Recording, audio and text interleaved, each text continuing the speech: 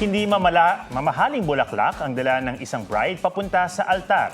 Ang kanyang bitbit ang pinakamamahal niyang alaga. Pusuan na yan sa report ni Oscar Oida.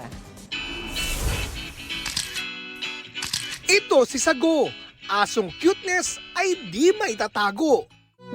Kaya pati sa kasal ng amo, kasama siya mismo.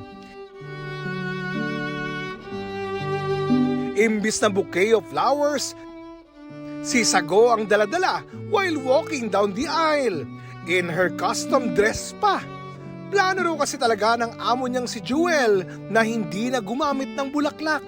Kaya nang makita ang drawing na nakadress ang alaga, oh my God, i-dress ko na lang siya. Magpapagawa ako ng dress for Sago. Kasi ang cute, ang ganda ng idea na yun. And then when I got the dress, I was like, wala, ang cute. Wala na. Namatay na ako sa cuteness because she was just so adorable. Tapos, the entire time, I was just joking na lang na, oh, you know what? Siya na lang kaya gawin kong bouquet. pati mga bisita, bet na bet ang special role ng kanyang pet.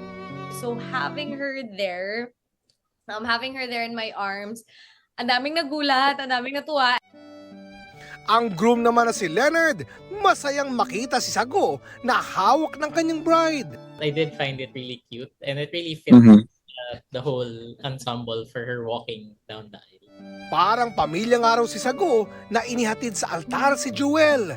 Lalo't ang alaga nga ang lagi niyang kapiling.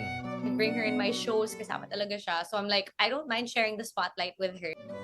Oscar Oida, nagbabalita para sa GMA Integrated News.